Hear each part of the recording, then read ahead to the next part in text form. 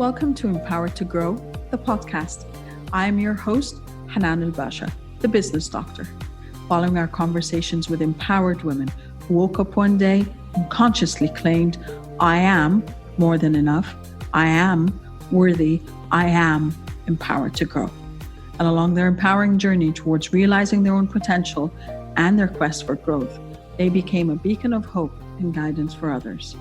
May you also find your inner power to grow. Hello, everyone. Welcome to another episode of Empowered to Grow. This is your host, Hanan El Basha. So I wanted to take an opportunity to do some reflection with you. This episode, I've been postponing it for some time because I thought, what do I want to say? And what's the message I want to kind of send across?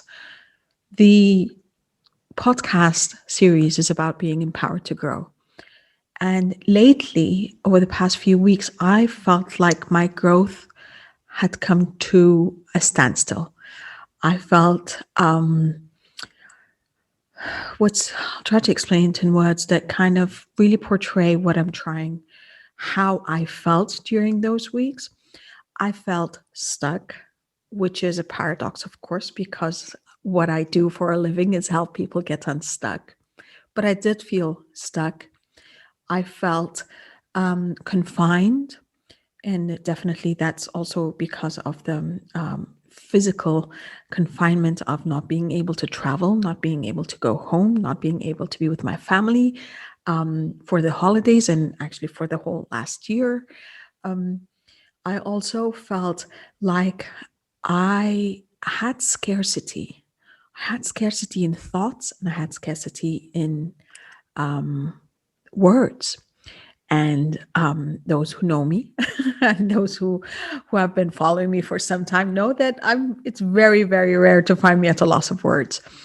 But I guess the challenges of the past year have made me feel like I have put out so much that I'm depleting my own resources of knowledge, of wisdom, of support, of being able to come up with something new.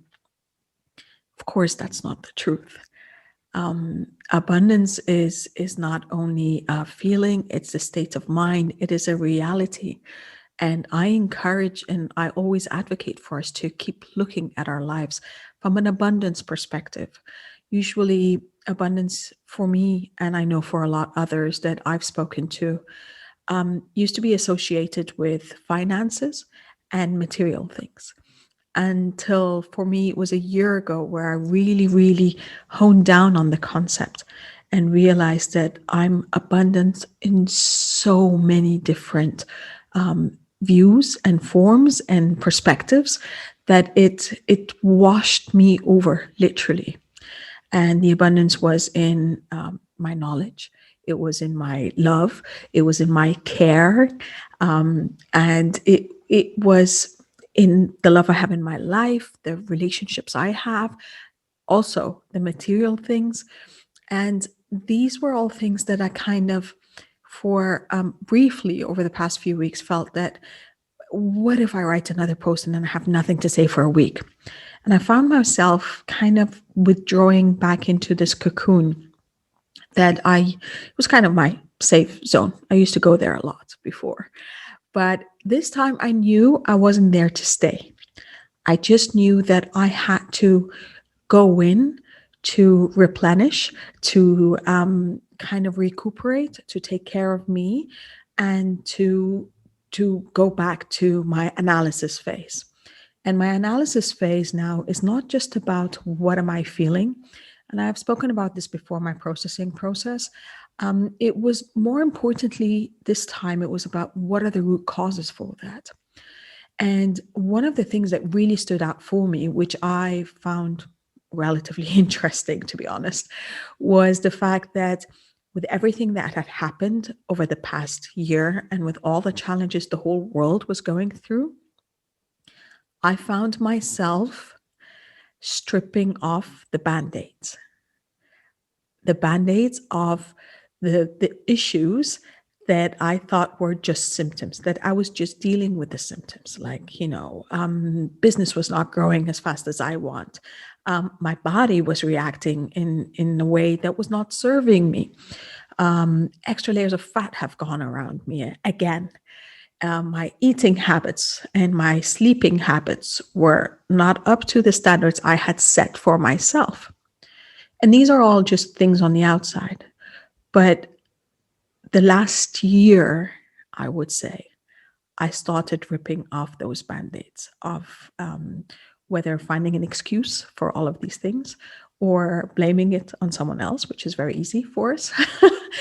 But more importantly, the pandemic, the challenges, 2020, the deprivation of intimacy in terms of being around friends and family and traveling and having that freedom made me rip off the band-aids and start going truly for the root causes of everything that has been a symptom in my life and everything, whether I was happy with or unhappy with.